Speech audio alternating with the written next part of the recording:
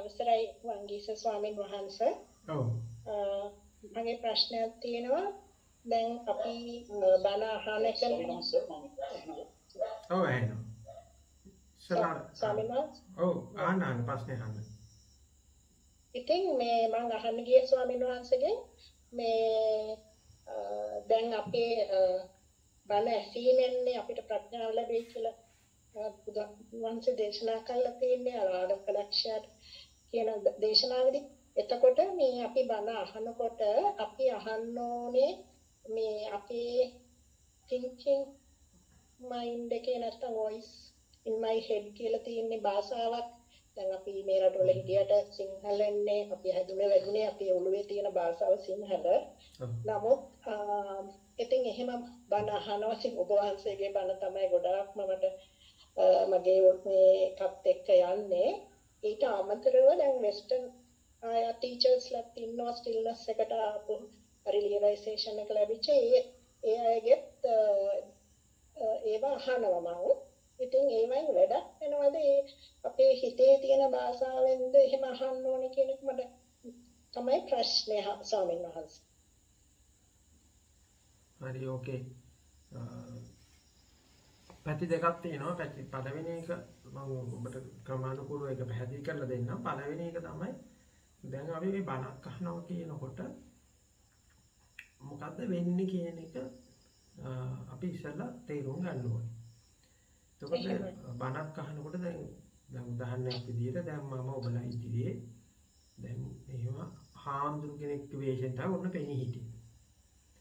හිතන්න මම අද මෙතන සාමාන්‍ය ටී-ෂර්ට් එකකින් සැරසිලා හිටියෝ එකපාරම ඔබට මේ කියන්නේ මොකක්ද කියන එකට එන්න කලින් අර පූර්ව නිගමනයකින් එනවා මේක පිළිගන්නවද නැද්ද කියන තැනට එනවා. පූර්ව නිගමනයක් එනවා මේක පිළිගන්නවද නැද්ද කියලා එන තැනකට. දැන් සමහරට මම වෙන ඇඳුමක් හදන් හිටියෝ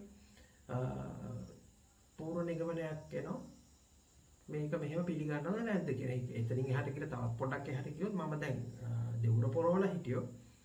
එතකොටත් ඔබ මේක පිළිගන්න හෝ නොපිළිගන්න විදිය වෙනස්. මම දැන් ඉන්නේ සිංහල පාටත් එහෙමයි. එහෙම නැත්නම් මම පාවිච්චි කරන භාෂාව. ඒක කරලා මම පාලි සූත්‍ර පාඩයක් හරි මොකක් හරි මේ ආවල් පොතේ තියෙනවා කියලා මේක උපුටලා දැක්කුවොත් මේක ධම්මපදේ මේ ආවල් වර්ගයේ තියෙනවා. එහෙම නැත්නම් මේක සූත්‍ර පිටකේ මජ්ක්‍ධිම නිකායේ ආවල් සූත්‍රයෙන් තමයි මම මේ කියන්නේ කියලා සූත්‍ර පාඩයක් උපුටලා දැක්කුවොත් අන්න එතකොට ඔබ පිළිගන්න සහ නොපිළිගන්න ප්‍රමාණය වෙනස් වෙනවා. හරි. එතකොට මේ වගේ අපි මේ වගේ බාහිර සාධක ගොඩාක් අනුකූලව ඒ සාධක වලට අනුකූලව අපි මුලින්ම හදාගත්තු පූර්ව නිගමනයක ඉන්නවා. මේක කියන කතාව පිළිගත යුතුද නොපිළිගත යුතුද කියන එක. හැබැයි අතර වෙන්න ඕනේ ඒක තමයි මේ කියන කාරණේ අදන් මේ කියන කාරණේ කියන්නේ කවුද? ඔහු අදන් ඉන්නේ ඇඳුම මොනවාද? ඒ වගේම ඔහු පාවිච්චි කරන මේ ඔහු උපුටා දක්වන්නේ මොකෙන්ද? බයිබලෙන්ද, කුරානෙන්ද මොකෙන්ද? එහෙම නැත්නම් ඔහු පාවිච්චි කරන භාෂාව අරම මේවා කිසිවක් අදාළ වෙන්නේ නැහැ. ඉස්ලාම වෙන්න ඕන එක තමයි මේක මේ කියන යම්කිසි කෙනෙක් යම්කිසි කාරණයක් කිව්වොත් ඒක පොඩි ළමයෙක් කිව්ව වෙන්න පුළුවන්. මානසික රෝගියෙක් කිව්ව වෙන්න පුළුවන්. වෙනත් කෙනෙක් කිව්ව වෙන්න පුළුවන්. එතකොට ඔබ බලන්න ඕනේ ඒ කාරණේ එක ලෙස පිළිගන්නේත් නැතුව. එක ලෙස ප්‍රතික්ෂේප කරන්නේත් නැතුව. ඒක විමසලා බලන්න ඕනේ මේ කියන කාරණේ සත්‍යයක් තියෙනවද කියලා. මේ සත්‍ය කියලා කියන්නේ මේ පොතේ තිබෙන හිඳ සත්‍ය නෙමෙයි. අතන මේ කියන කාරණේ අපි දැන් අපි ධර්මයේ කියන්නේ අපේ මේ මනස නැත්නම් මේ මයින්ඩ් එක වැඩ කරන විදිය තේරුම් ගැනීමනේ. එතකොට එහෙම එකක් තියෙනවද කියලා බලන එක. එතකොට ඒක අදාළ වෙන්නේ නැහැ. මේක පොඩි ළමයෙක් කිව්වද? මේක වෙස්ටර්න් ෆිලොසොෆි එකෙන් පැත්තෙන් ආවද? එහෙම නැත්නම් මේක කුරානෙන් ආවද? වෙන කොහෙන් ආවද කියන එක අදාළ වෙන්නේ නැහැ. එතකොට මේක විමසලයි ගන්නෙ. එහෙම නැත්නම් අපි අන්දානුභක්තියෙන් යුතුව යම් කිසි දෙයක් මේ අහවල් පොතේ අහවල් සූත්‍රයේ තිබුණා එහෙම නැත්නම් මේ අහවල් ස්වාමින් වහන්සේ දේශනා කරා කියලා හිස්මුදුනේ පිළිගත්තොත් ඒ පිළිගැනීම ඇතුලේ තියෙන අතරම මෝඩකම. ඒ වගේම කවුරු හරි කෙනෙක් මෙන්න මෙහෙම මේ જાති පුද්ගලෙක් කිව්ව හින්දා මේක ප්‍රතික්ෂේප කළ යුතුයි කියලා එකපහේලා ප්‍රතික්ෂේප කළොත් එතනක් තියෙන මෝඩකම. එතකොට අපි යමක් බලන්න ඕනේ විමසීමෙන්. එතකොට මේ විමසන සුළු ස්වභාවය තමයි අපි බෞද්ධකම කියලා කියන්නේ. ඉතින් ඒක ප්‍රඥාවන්තෙක් කරන්නේ මේ එකපාරම කවුරු හරි කිව්ව පරිදි ඒක පිළිගන්නේවත් කවුරු හරි කිව්ව පරිදි ඒක ප්‍රතික්ෂේප කරන්නේවත් ඒක විමසලා බලන්න තමයි මේව කරන්නේ. ඊළඟට දෙවෙනි එකට කිව්ව කතාව ඒ කතාවේ ඇත්තක් තියෙනවා. ඒ කියන්නේ දැන් අපි මේ භාෂාවක් කියන්නේ සම්මුතියක් නේ. මේ භාෂාවක් කියන්නේ බොහොම ඒ කියන්නේ අපි මේ sannivedana කිරීම සඳහා දාගත්තු සම්මුතියක්. එතකොට ඒකයි දැන් අපි වෙන භාෂාවක් මේ වෙන භාෂාවකින් කවුරු හරි දෙදෙනෙක් sannivedana කරනවා. අපි තුමු ලංකාවේදීම අපි තමිල භාෂාවෙන් දෙන්නෙක් sannivedana කරනවා. ඔබ තමිල භාෂාවේ එක දන්නේ නැහැ. දන්නේ නැති වුණොත් ඔබට ඒක නිකන් මොකද්ද කියලා ඔබට ඒක පැහැදිලි නෑ. හරි. එතකොට මේ sannivedana සඳහා මේ පාවිච්චි කරන භාෂාවේ ඒ සම්මුතික අදහස ගැන ඔබට අදහසක් තිබිය යුතුයි. يعني සම්මුතික අදහස ගැන මොකද්ද කියලා ඔබට අදහසක් තිබිය යුතුයි. එහෙම සම්මුතික අදහස ගැන ඔබට අදහසක් නැත්නම් ඒ කියන පණිවිඩය ඔබට තේරුම් ගැනීමට අපහසු වෙනවා. එහෙනම් අනිවාර්යයෙන් මේක සම්මුතික. ඒ කියන්නේ දැන් මේක ඉංග්‍රීසි භාෂාවෙන් අපි තුන් කවුරුද කෙනෙක් යමක් කියනවා කියලා. ඒකට ඔබට ඉංග්‍රීසි භාෂාව කියන ඔබට ඉංග්‍රීසි භාෂාව පාවිච්චි කරන සම්මුතික වචනවල අදහස් ඔබට තේරෙනවා නම් අන්න ඔබට මේක තේරුම් ගැනීම පහසුයි. හැබැයි දැන් මෙන්න මෙහෙම එකක් තියෙනවා. දැන් අපි මේ එක භාෂාවකින් තව භාෂාවකට මාරු වෙනකොට හරිම අමාරුයි ඒක. මොකද දැන් උදාහරණයක් විදිහට ඉංග්‍රීසි භාෂාවෙන් හිතනකොට කාලය පිළිබඳ දැනීම එන්නේ වෙන විදිහකට. මම ඔක කලින් පැහැදිලි කරලා තියෙනවා. දැන් උදාහරණයක් විදිහට අපි ඉංග්‍රීසි භාෂාවේ අපි ing යොදනවා. කියන අපි තුමු cooking කියන වචනේ. එහෙම නැත්නම් මේ running කියන වචනේ. එතකොට මේ මෙන්න එහෙම එතකොට එහෙම යොදනකොටම මේක අපි සිංහල භාෂාවට පරිවර්තනය කරමින් ගන්නකොට උත්සාහ කරනවා මේක නිකන් ඔයමින් සිටියා, දුවමින් සිටියා වගේ මේක නිකන් ගලාගෙන යනවා වගේ අදහසක් දෙන්න. ඇත්තටම හැබැයි ඒක ගලාගෙන යන අදහසක් ඒකේ දෙන්න ඒ කියන්නේ සිංහල භාෂාව එහෙම ගලාගෙන යනවා වගේ අදහසක් දෙන්න බෑ කාලය ඇතුලේ. මෙහෙම ගලාගෙන යනවා කියලා. මෙහෙම ඔයමින් ඉන්නවා වගේ. එහෙම අදහසක් දෙන්න බෑ ඒක කෘතිමයි. එහෙම නැත්නම් අපි ඉංග්‍රීසි භාෂාවෙන් මුගක් කරලා අනාගතය කියන්නේ ෆියුචර් එක ගැන කියනකොට ඒක ඒ කියන්නේ ඩෙෆිනිට් අදහසකින් ඒක කියන්න පුළුවන්. ඒ වචනේ I will come වගේ කියලා ඒක කෙලින්ම කියන්න පුළුවන්. හැබැයි ඒකට ගැළපෙන සිංහල අර්ථයක් දෙන්න බෑ. ඒ වගේ මේ මුගක් වචන වලට එහෙම සිංහල අර්ථයක් දෙන්න බෑ. දැන් ඉංග්‍රීසි භාෂාවේ ලව් කියන වචනෙට සිංහල භාෂාවේ දෙන්න බෑ. ඒකට ගැළපෙන පරිවර්තනයක් දෙන්න බෑ. හරියට බැලුවොත්. ඒකට ඇත්තටම අනිත් පැත්තකින් භාෂාවක් කියන්නේ පුදු අර වචන වලට කරන එකිනෙකට කරන මේ පරිවර්තනයකුත් නෙමෙයි. මේ භාෂාව ගන්නකොට ඒකේ තියෙන ඒ සංස්කෘතිය හෝ උපසංස්කෘතිය ගැන ඔබ දැන සිටිය යුතුයි. ඒ කියන්නේ ඒ සංස්කෘතිය ගැන ඔබ දන්නේ නැත්නම් ඒ කියන අර්ථය ඔබට වටහා ගන්න අපහසුයි. දැන් සිංහල භාෂාවේ වුණත් ඒ වචනේ පාවිච්චි කරනකොට ඒ භාෂාවේ වචන පාවිච්චි කරනකොට ඒ භාෂාව පාවිච්චි කරන එකේ ඇතුලේ අර මහා සංස්කෘතිය ඇතුලේ තව උපසංස්කෘතික අදහස් තියෙනවානේ. ඒ උපසංස්කෘතික අදහස් ගැනත් ඔබට අවබෝධයක් තිබිය යුතුයි. නැත්නම් මේ අදහස මොකද්ද මේ කියන්නේ කියන එක අදහස පිළිබඳ ඔබට වටහා ගැනීමට අපහසු වෙනවා.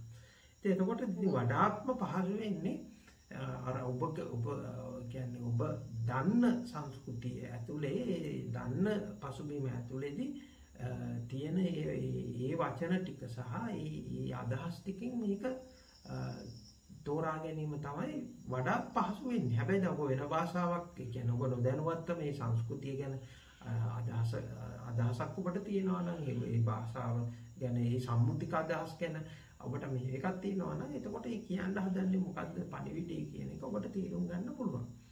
හැබැයි අපි අන්තිමේදී මේ තේරුම් ගැනීම කියන එක මේ භාෂාත්මක අර්ථයෙන් අභිභාගයේ එකක්. ඒ කියන්නේ භාෂාව කියන්නේ හැම වෙලාවම වචන කියන්නේ සම්මුතික අදහසක්නේ. ඒතකොට මේ සම්මුතික අදහස එතකොට දෙන්නෙකුටවත් එකම අදහසක් නැහැ. ඒතර එකම භාෂාව කතා කරන දෙන්නෙක් ගැන අපි කතා කරොත් එකම භාෂාව කතා කරන දෙන්නෙක් ගත්තොත් ඒ දෙන්න යමකට අපි දෙන්න යොදන වචනයක් අපි කියලා හිතමුකෝ. අපි හිතමු ඒ දෙන්න ආදරය කියන වචනේ පාවිච්චි කරනවා. හැබැයි ආදරය කියන වචනේ පාවිච්චි කරාට මේ දෙන්න මේ ආදරය කියන එකට දෙන අදහස දෙකක්. එකම අදහස නෙමෙයි. හරිද? දැන් අපි මේක එකම වචනේ මෙහෙම දැම්මයි කියලා තේරුණාට එකම අදහස නෙමෙයි මේ දෙන්න ඉන්නේ. හරිද? ඒ දෙන්නගේ එක්ස්පීරියන්ස් අනුව. ඔව් දෙන්නගේ එක්ස්පීරියන්ස් අනුව ඒක වෙනම අර්ථ දැක්වීම් දෙකක් තියෙනවා. එතකොට සමහරට එකම පුද්ගලයා අවස්ථා දෙකකදී මේ එකම වචනේ පරිහරණය කරත් ඒක පරිහරණය කරන අර්ථ දෙකකින් වෙන්න පුළුවන්. හරිද? අන්න මේ පිළිබඳව තියෙන මේක එක්තරා විදිහක ඥානයක් මේක. එතකොට මේ ඥානය ආවොත් ඇත්තටම දැන් හුඟක් වෙලාවට දැන් ඔබ බොහෝ අයත් එක්ක ඔබගේ මත ගැටීම් ඇති වෙනවා. බොහෝ දෙනෙක් කියන්න හදන දේ ඔබට තේරෙන්නේ නැහැ. ඔබ කියන්න හදන දේ බොහෝ දෙනෙක් තේරුම් ගන්නේ නැහැ. එතකොට මේ තේරුම් ගන්න බැරි වෙන්නේ මේ ඥාණය නොමැති නිසා. කියන ඔබ එකක් අදහසක් කියන්න හදනවා. ඒ අදහසට ඒ වචන වලට අනිත් පැත්තේ ඉන්න ඒකම භාෂාව කතා කරන කෙනෙකුට උනත් අනිත් පැත්තේ ඉන්න කෙනා ඒකේ අර්ථ දැක්වීම දක්වාගෙන ඉන්නේ වෙන විදිහකට. එතකොට ඔබ කියන්න හදන දේ නෙමෙයි ඔවුන් තේරුම් ගන්නෙ. එතකොට ඔවුන් කියන්න හදන දේ නෙමෙයි ඔබ තේරුම් ගන්නෙ. මෙන්න මේ විදිහට මේ වගේ ගැටුමක් සාමාන්‍යයෙන් ඇති වෙනවා. ඒක ඔබ සාමාන්‍ය එදිනෙදා ඔබ කටයුතු කරද්දී ඔබට හොඳ අත්දැකීම තියෙනවා. ඔබට සමහරට එකම ගෙදර එකටම ජීවත් වෙන. එතකොට ඒ උපසංස්කෘතියත් එකයි. එකට ජීවත් වෙන අය ඇතුළත් අර භාෂාවෙන් එන වචන වලින් එන අර්ථ පැහැදිලි කරගන්න බැරුව වෙන මේ ගැටලු පැන නගිනවා. එතකොට දැන් මේ ගැටලු පැන නගින විදිහ ආකාරය මේ තව කෙනෙක් මේකට වෙන විදිහකට අර්ථ දක්වාගෙන ඉන්නේ. එතකොට මගේ අර්ථ දැක්වීම මේක. ඒව වෙනස් වෙන විදිහ. ඒවා ගැන මේ සම්පූර්ණ භාෂාව පිළිබඳවම හරි කවුරු හරි කෙනෙක් අවබෝධයකටපත් වුණොත් මේ භාෂාවන් පිළිබඳව හරි කවුරු හරි කෙනෙක් අවබෝධයකටපත් වුණොත් ඕව ඇත්තටම නිර්වාණයට හුඟක් කිට්ටු වෙනවා. මොකද දැන් මේ අපි මේ ලෝකයේ කියන එක අපි හදාගෙන ඉන්නේ මේ භාෂාව කියන එකේ. එතකොට මේ භාෂාවේ ඇතුළේ තියෙන එක්තරා විදිහක මායාකාරී ස්වභාවයක්. ඇත්තටම භාෂාව කියන්නේ ඇත්තටම මායාවක්. එතකොට ඒකේ තියෙන මේ සම්පූර්ණ දේ පිළිබඳ යම් කෙනෙකුට ඥානය පහළ වෙනවා නම් ඒ පහළ වෙන ඥානය තුළදී ඔහු සෑහෙන අවබෝධයකටපත් වෙනවා. බොහොම පැහැදිලි සාමනාස. ඒකට ඇත්තටම මෙතන භාෂාවෙන් එහා ගිය තැනක තමයි මෙතන තේරුම අපිට යන්නේ නේ. තේරුම් ගන්නවා. ඇත්තට භාෂාවෙන් එහා ගිය තැනකට වඩා ඔබ භාෂාව මොකද්ද කියලා තේරුම් ගැනීම තුළ. හරි බොහොම ස්වාමීන් වහන්සේ. ස්වාමීන් වහන්සේ මම එක්ම කතා කරන්නේ. ඔව් මෙන්න. ස්වාමීන් වහන්සේ දැන් ශ්‍රද්ධාව කිව්වම මිනිස්සුව අදහසක් තියෙනවානේ මොකක් හරි පුද්ගලෙක්ට හෝ දෙයක් ගැන තියෙන ඉමෝෂනල් වීමක් කියලා. අනිත් පැත්තට දැන් ශ්‍රද්ධාව කිව්වම අපිට ගන්න පුළුවන්නේ කොන්ෆිඩන්ස් එක කියලා. ඒ කියන්නේ එක්සැම්පල් එකක් විදිහට ගත්තොත් හිතමු මම ඉන්නවා කියලා මොකක් හරි ටොක්සික් රිලේෂන්ෂිප් එකක. එතකොට ඒකෙන් මගේ නිදහස හිරෙනවා. මම ස්ට්‍රෙස් එකක ඉන්නේ, මට ඒක අන්කම්ෆර්ටබල්, මම ලොකු පීඩාවකින් දුකින් ඉන්නවා. ඒතර මට ඒකෙන් නිදහස් වෙන්න ඕනේ. හැබැයි ඒක කරගන්න මට විදියක් නැහැ. මොකද මගේ කොන්ෆිඩන්ස් එක මදි. මොකද මම ඒක මත සයින් ඩිපෙන්ඩ් හරියට මම බරපොස්ට් එකක් වගේ. දැන් මේකෙන් අයින් වුණොත් මගේ සෝෂල් ස්ටේටස් එක බල්ලෑ වයිද මගේ ප්‍රතිරූපයට හානි වෙයිද කියලා බයයි. එතන අර මාන්නෙන් හවුදුනේ තියෙන්නේ. ඒ කියන්නේ මේ හරියනියම අර මහන්සිය රුකුමාවක් කියලා මේ කඹයක් අල්ලගෙන ඉන්නවා කියලා. හැබැයි ස්වාමීන් වහන්සේ මම දැන් අනිත් මිනිස්සු මොනවා හිතුවා මේ මට මොකෝ කියලා දැන් හෘද සාක්ෂියට එකඟව තීරණය කරගෙන එකපාර මේ සයිකල් එක කඩලා දැම්මොත් එතකොට අර පීඩාවෙන් සදහටම නිදහස් වෙනවානේ. නැත්තම් අර මේ අසුචි මල්ලක් පොළවේ තියන් යනවා වගේ මේක ජීවිත කාලෙටම කරගහන්න යන්න දෙන්නේ. මම මේ මට තේරෙනවා ඒක කියන්නේ අපිට හොඳ කොන්ෆිඩන්ස් ලෙවල් එකක් තියනවා නම් මේ අපි දැන් ඉන්න පීඩාවෙන් සෑහෙන ප්‍රමාණයකින් නිදහස් වෙන්න පුළුවන්. කියන්නේ මනස මොකද්ද කියලා අපි තේරුම් ගන්න කලින් මේ ඕඩාරික පීඩාවක් කියලා දෙන්න ඕනේ. ඒකෙන් හරිය නිදහස් වෙන්න පුළුවන්. එතකොට කොහොමද කෙනෙක් මේ කොන්ෆිඩන්ස් එක නැත්තම් මේ ශ්‍රද්ධාව ජීවිතේට එකතු කරගන්නේ? හරි. ඔව් මේක හොඳ ප්‍රශ්නයක්. එතකොට දැන් ඔක මම ටික ක්‍රමානුකූලව දැන් මේක අහන අනිත් අයට පැහැදිලි වෙන විදිහට තේරුම් කරගෙන ඉන්න. ශ්‍රද්ධාව කියුවාම බොහෝ දෙනෙකුට තියෙන එක තමයි අර මම ඉස්සෙල්ලා විස්තර කරා වගේ අර මම බණ අහනකොට කොහොමද වෙන්නේ කියලා වෙන දේ. එතකොට දැන් අපිට කලින් పూర్වයේ සකස් වෙච්ච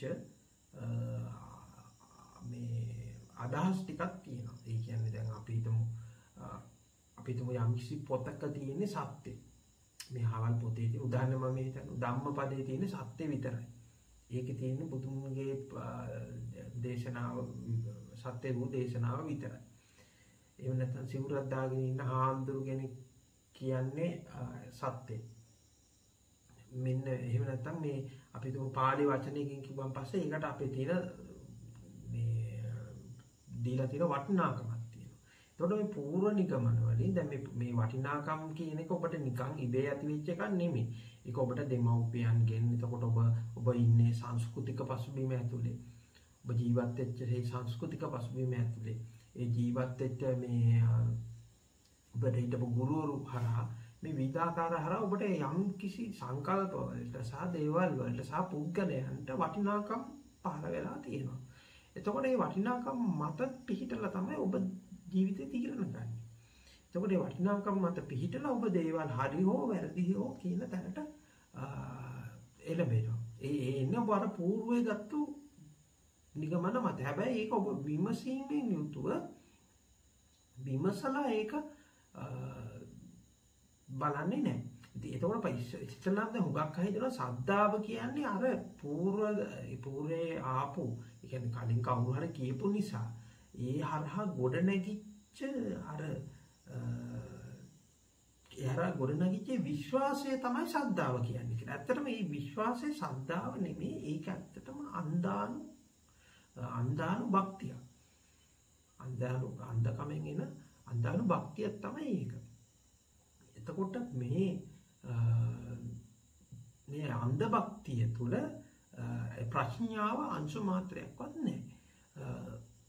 ඒ කියන්නේ කවුරු හරි කියපු නිසා අපි දැන් කාලාම සූත්‍රය කියන්නේ පරම්පරාව කතා පරම්පරාවෙන් ආපු නිසා කවුරු හරි විශේෂ පුද්ගලෙක් කියපු නිසා විශේෂ වූ පොත්පත්වල ත්‍රිපිටකයේ හරි මොකක් හරි විශේෂ වූ පොතක තිබිච්ච නිසා හරි මොකක් හරි ඒ නිසා මම මේක පිළිගත යුතුයි. හරි එහෙම නැත්නම් මේක ප්‍රතික්ෂේප කළ යුතුයි කියන අදහසට ඇවිල්ලා ඒ පිළිබඳ විශ්වාසය.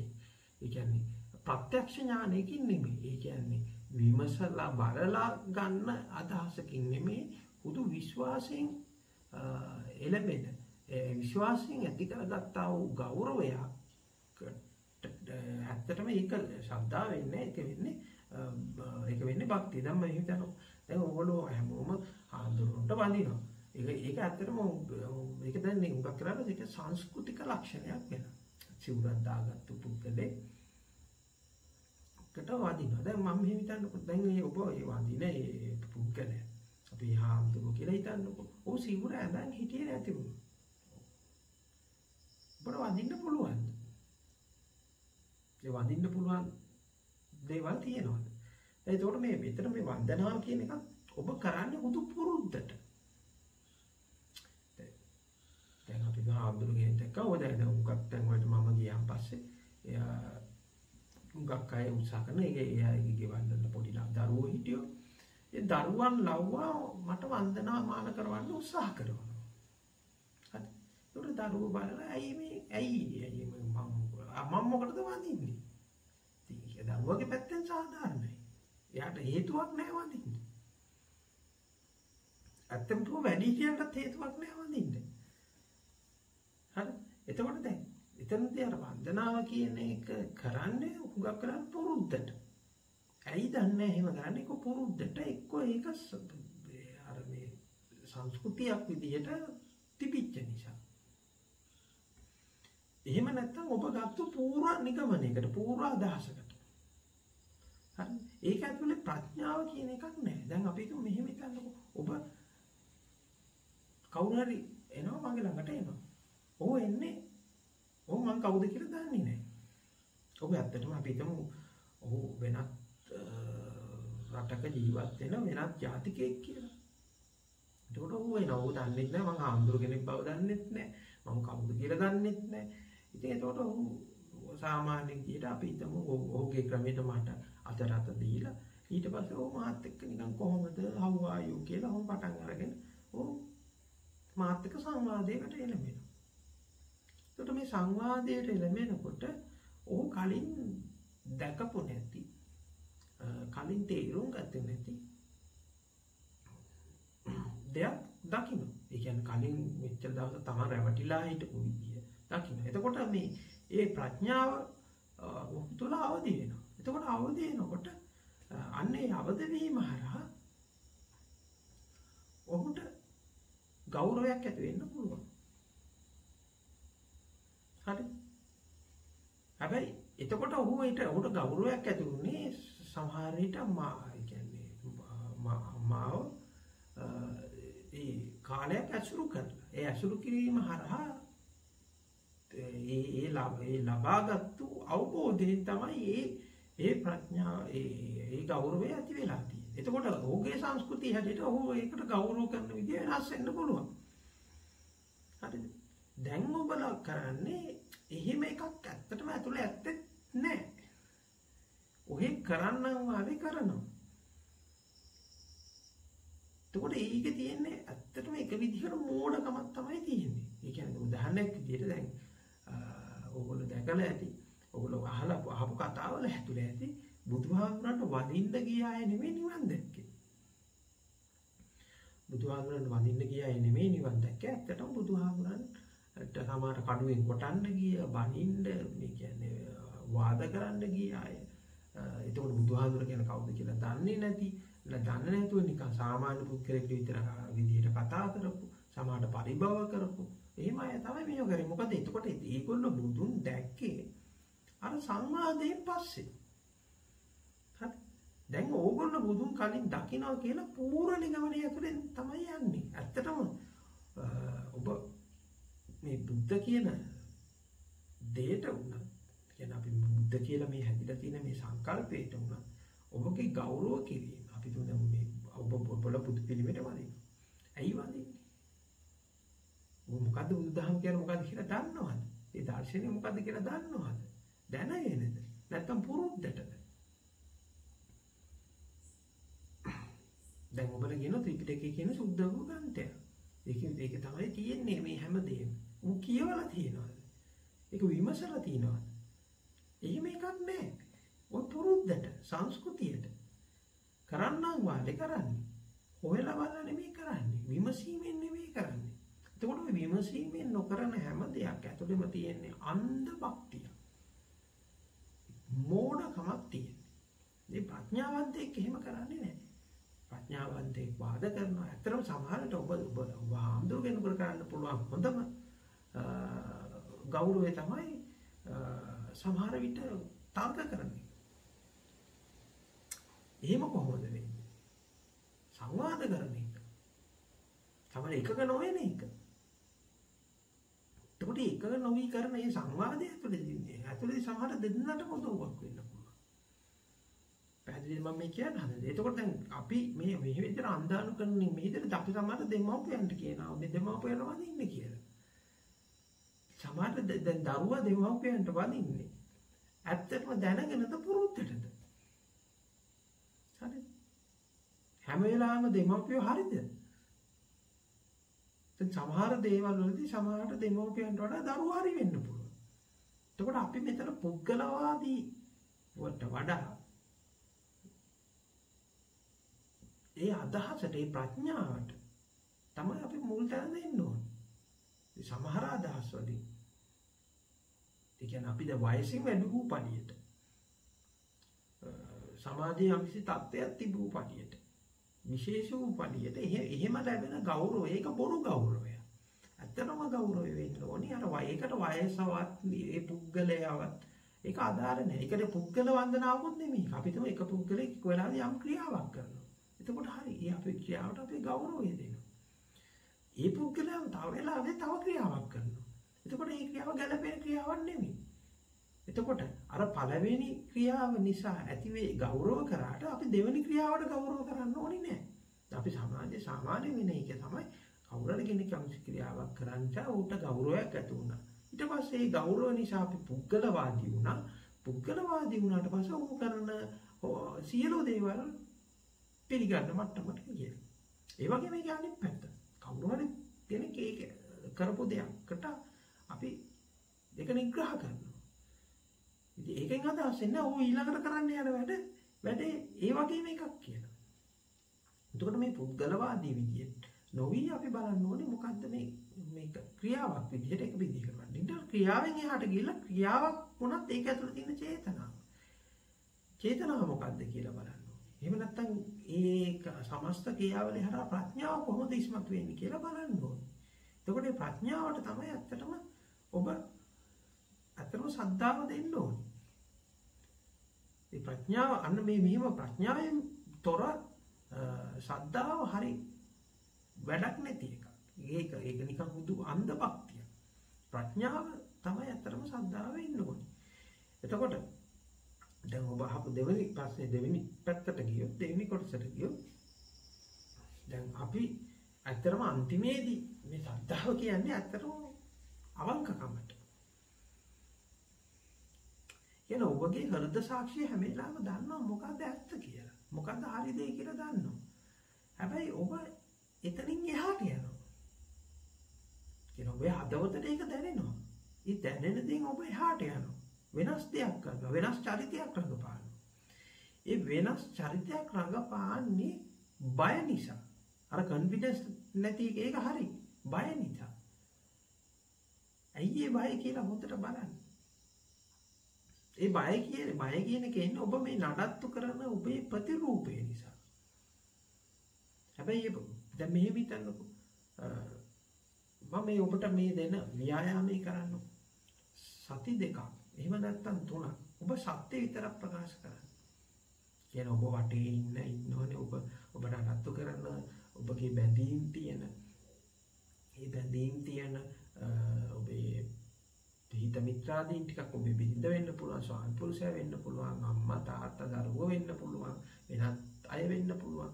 එතකොට මෙයාට සත්‍ය විතරක් ඔබ ප්‍රකාශ කරන්න. ඔබට දැනෙන සත්‍ය විතරක් කියන්න.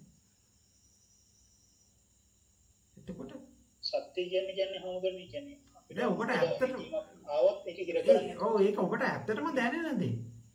දැන් මම මේක මේ නිතරම කියන එකක් තියෙනවා. ඒ කියන්නේ දැන් හිතන්න ඔබගේ හොඳම මිත්‍රයෙක් ඉන්නවා. ඒ මිත්‍රයාත් එක්ක ඔබගේ ජීවිතයේ දේවල් ඔබගේ ආශාවල් මේවා සමහරට බොහොම නිදහසේ විවෘතව කතා කරන්න පුළුවන්. හැබැයි ඇත්තටම ඔබගේ බිරිඳ හරි ස්වාමි පුරුෂයා එක්ක හරි එහෙම කතා කරන්න පුළුවන්ද? හොඳට බලන්න. හොඳට බලනකොට ඔබට පේනවා එහෙම කතා කරන්න බෑ. එතකොට මම මේ කියන්න හදන දේ මම ඔබට කියන්න හදන්නේ ඔබ ඇත්තටම සත්‍ය ප්‍රකාශ කරොත් ඔබගේ ওই තියෙන සියලු බොහෝ සම්බන්ධකම් දෙතරා යයි. ඒක කුඩුපට්ටම් වෙලා යයි. එතකොට ඔබ තේරුම් ගන්න ඕන එකක් තමයි ඔබ මේ සියලු සම්බන්ධකම් නඩත්තු කරන්නේ බොරුයි. එතකොට බොරුවෙන් නඩත්තු කරන සම්බන්ධකමක් හරි බොරුවෙන් ඔබ පවත්වාගෙන යන තත්ත්වයක් හරි ඔබේ தත්ත්වය කියන එකත් ඔබ පාත්තගෙන යන බොරුවෙන්. එතකොට මේ බොරුවෙන් නඩත්තු කරන දේවල් මේ ඔබට මේ ජීවිතේ ලොකු මහා පීඩාවක් වගේ දැනෙන්නේ දේවල් බොරුවෙන් නඩත්තු කරන නිසා. එතකොට බොරුවෙන් නඩත්තු කරන නිසා තමයි මේ හැම දෙයක්ම කියන්නේ ඔබගේ සම්බන්ධකම් වල ඔබ පීඩාවටපත් වෙන්නේ මේ සම්බන්ධකම ඔබ බොරුවෙන් නඩත්තු කරන නිසා. ඒ වගේම ඔබගේ තත්වය ඔබගේ කියන්නේ ඔබ ගැන ඔබගේ සමාජයට පෙන්වන ප්‍රතිරූපය මේ සියල්ල ඔබ බොරුවෙන් නඩත්තු කරන නිසා තමයි ඔබ පීඩාවටපත් වෙන්නේ. හැබැයි මේක ඔබ ඇත්තත් එක්ක ඔබ ජීවත් වෙනකොට මේ ඔක්කොම දෙදරලා යනවා. ඒ කියන්නේ ඔබ වටා හදාගෙන ඉන්න අධිරාජ්‍ය කුඩු වෙලා යනවා. හැබැයි කුඩු වෙලා ගියාට මේ කුඩු වෙලා යනකොට අපිට බය හිතෙනවා. ඒකෝර මේ බයට තමයි ඔය කන්ෆිඩන්ස් නැහැ කියලා කිව්වේ අපි මෙත්මල් වෙන විදිහකට. හැබැයි අපි මේක හරියටම තේරුම් ගත්තොත් මේ කුඩු වෙලා පොඩු වෙලා යනකොට අර බොරුවෙන් නඩත්තු කරපේව ඔක්කොම නැතුව යනවා. එතකොට තමයි ඇත්තටම සත්‍යටම පවතින දේ ඔබට පේන්න පටන් ගන්න. එතකොට අර තිබා ඇත්තටම ජීවිතේ මෙච්චර දවසක් මේ ගෙවාගෙන ආපාර අපහසු බව නැතුව යනවා. ඉතින් කාට හරි පුළුවන් නම් මේක සති 3ක් කරන්න. මම මේ කියන හැටි. එතකොට ඔබ තේරෙන්නේ මෙච්චර දවසක් කොයිතරම් බොරුවක්ද මේ නඩත්තු කරේ කියලා. එතකොට මේ බොරුවේ නිදහස් වෙච්ච වෙලාවට අන්න ඔබට ඇත්තටම නිවීම මොකක්ද කියලා තේරෙවි. නිවන මොකක්ද කියලා තේරෙවි. ඉතින් අන්න ඒ අවංකකමට තමයි ඇත්තටම ශ්‍රද්ධාව කියන්නේ.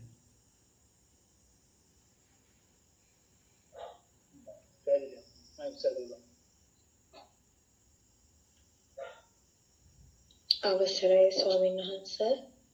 ඔව්. කියන්නේ ස්වාමීන් වහන්සේ සමාවෙන්න මම ඔබ වහන්සේගේ දේශනා අහන්න ගත්ත මාසෙක විතර වගේ ඉඳලා මේ කලින් මෙත් මල් අහපු ප්‍රශ්නෙට මේ ළඟින් යන ප්‍රශ්නයක් මට තියෙනවා. ඔබ වහන්සේගේ ඕගතරණයේ දේශනා මාලාව තමයි මම ඇහුවේ.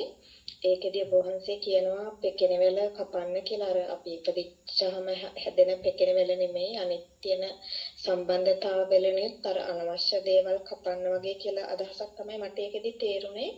ස්වාමීන් වහන්සේ දැන් අර ටොක්සික් රිලේෂන්ෂිප් එකක් තියෙනවා නම් ඒ සම්බන්ධතාවය ලේ ඥාතිත්වයක් නම් මට ඒක නඩත්තු කරන්න අවශ්‍ය නැහැ. නමුත් සමාජය ඒක ගැන වැරදි හිතයිද කියලා හිතන වෙලාවල් තියෙනවා සහ එහෙම ලේ ඥාතිත්වයක් තියෙන්නේ අපිට මොන හරි උරුමයක් නිසා ලැබිච්ච දෙයක් නම් ඒකෙන් අපි අයින් වෙලා ජීවත් වෙන එක අකුසලයක් වෙයිද පවක් වෙයිද කියන එක තමයි මට දැනගන්න ඕනි ස්වාමීන් වහන්සේ.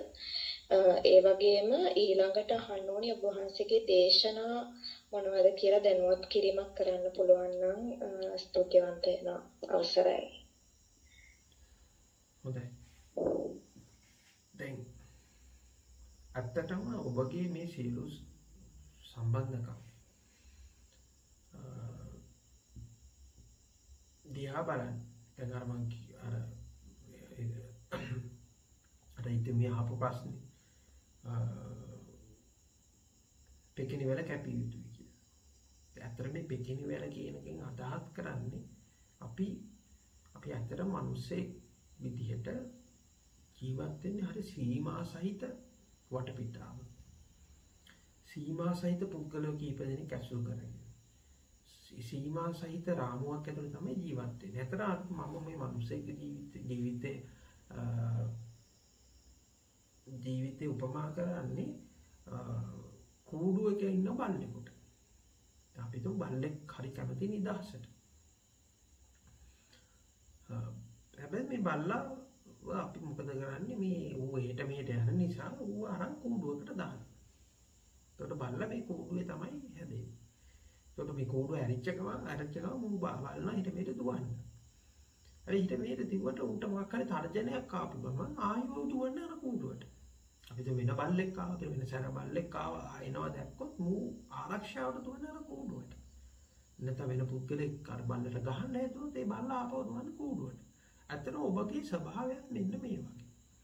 හරි. ඇත්තටම ඔබ ඉන්නේ ඔය ස්වභාවයෙන්ම තමයි. ඔබ හදාගෙන ඉන්න කූඩුවක්. ආරක්ෂාකාරී කූඩුවක්. ඒක එක විදිහකට ඔබ දන්න පුද්ගලයෝ කීප දෙනෙක්. පුද්ගලයෝ කීප දෙනෙක් ඇතුලේ හදාගත්තු එක. කියන්නේ බොහොම සීමා සහිත පුද්ගලයෝ කීප දෙනෙක්. ඒගොල්ලෝ තමයි ඔයගොල්ලෝ ඥාතියෝ හරි යාළුවෝ හරි. ඒකේ පරිබාර දැන් අර අර සුනකයා බල්ලා ඔහුගේ අර සීමාවෙන් අභිභවයන් ඔහු බයයි.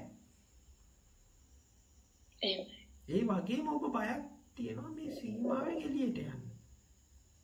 ඒ ඔබ හදාගෙන ඉන්න මේ කූඩුව ඇතුළේ. ඒ වගේම තමයි මේ කූඩුව කිව්වට මේ පුද්ගලයෝ විතරක් නෙමෙයි.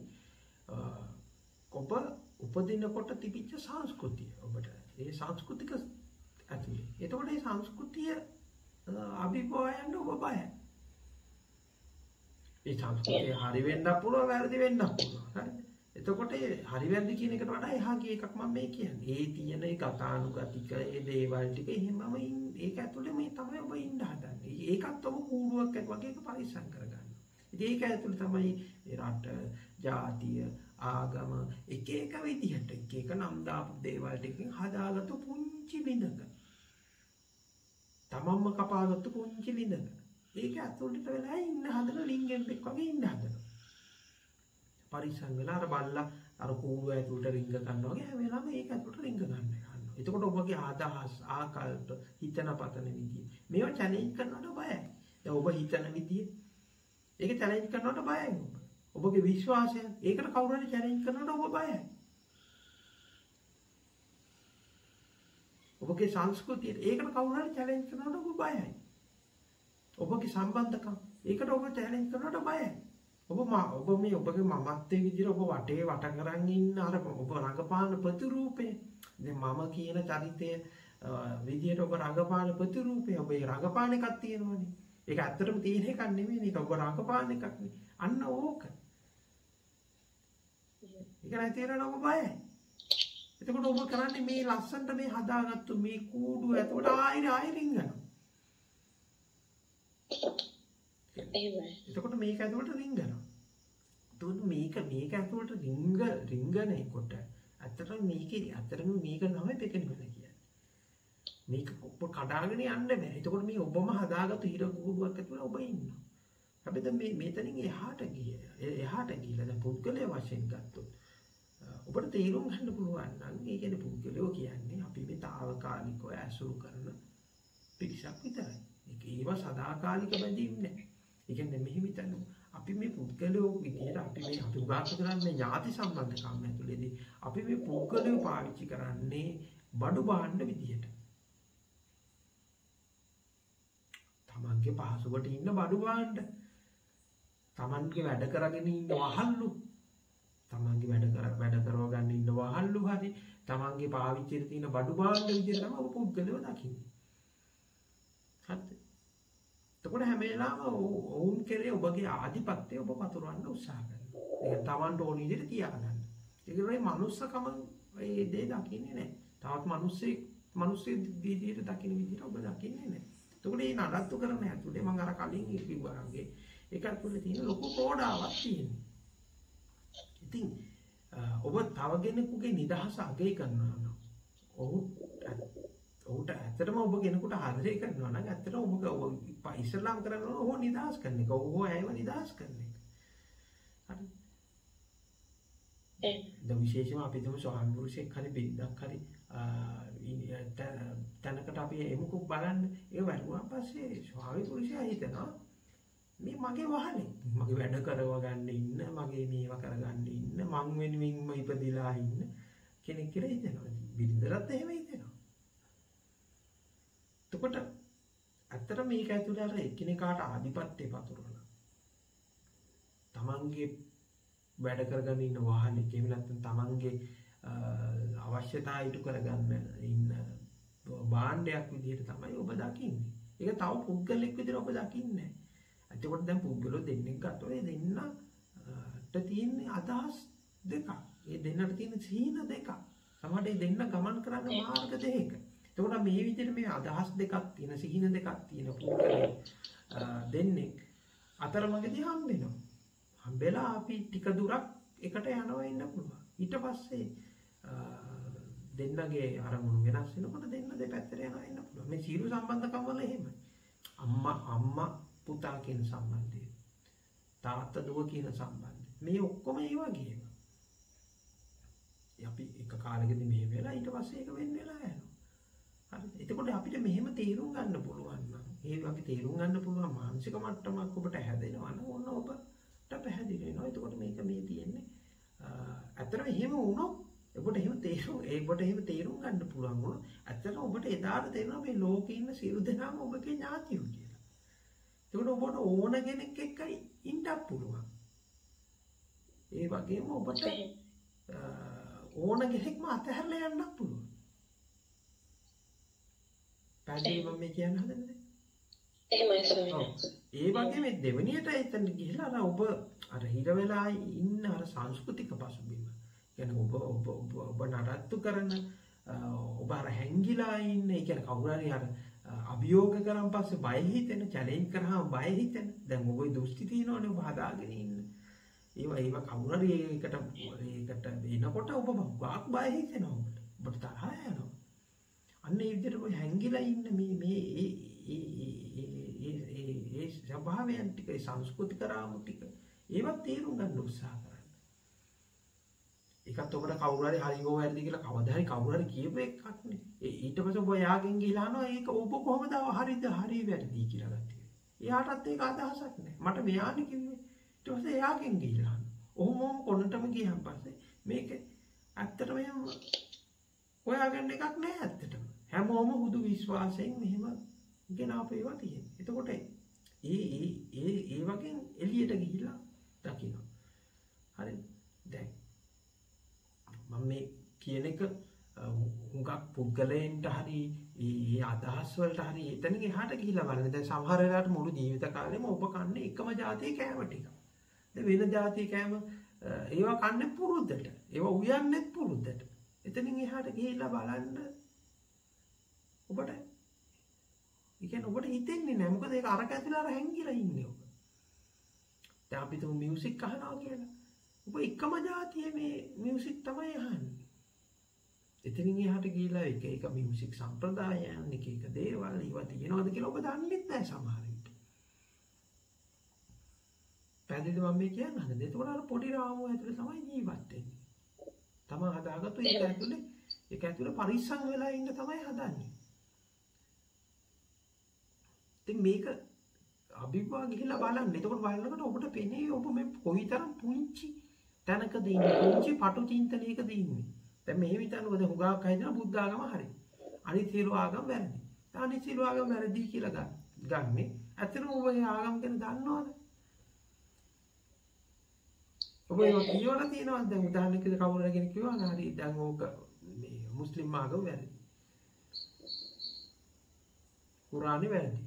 දැන් ඔබ කියවලා තියෙනවද ඒක? ප්‍රඥාවෙන්ද එතකොට ඒක වැරදි හරි කියලා අරන් තියෙන්නේ. බයිබලයේ කියවලා තියෙනවද? වේදේ කියවලා තියෙනවද? මොනවාද ඒක තියෙන්නේ කියලා දන්නේ? දන්නවද? මොකක්ද ඒකේ මූලික සංකල්පය කියලා දන්නවද? අපි වැරදි කියන්න හරි කියන්න හරි ඉස්සෙල්ලා ඒක දැනන් ඉන්න එපා. ඊට පස්සේ ගන්නවා මේ අපේ බුද්ධාගම හරි. ඒක බුද්ධාගම හරි කියලා ගන්න. ඒක දන්නේ කොහොමද? ඒක තේරුම් අරන් තියෙනවද මේ සංකල්ප ටික? පැහැදිලිද ඒක? එහෙම නැතුව පොදු අන්දානුකරණයෙන් තමයි මේ ඔක්කොම කරන්නේ. අද එතකොට අන්දානුකරණය අර විශ්වාසයෙන් හදාගත්ත රාමු ටික ඇතුලේ තමයි ඉන්නේ. එතකොට ඉතින් මේ සියලු මොනම සම්බන්ධකම් හරි මේ සියලු දේවල් ඇතුළ කිසිම එකක අපි හිර වෙලා ඉන්න ඕනේ නෑ. පැහැදිලිද?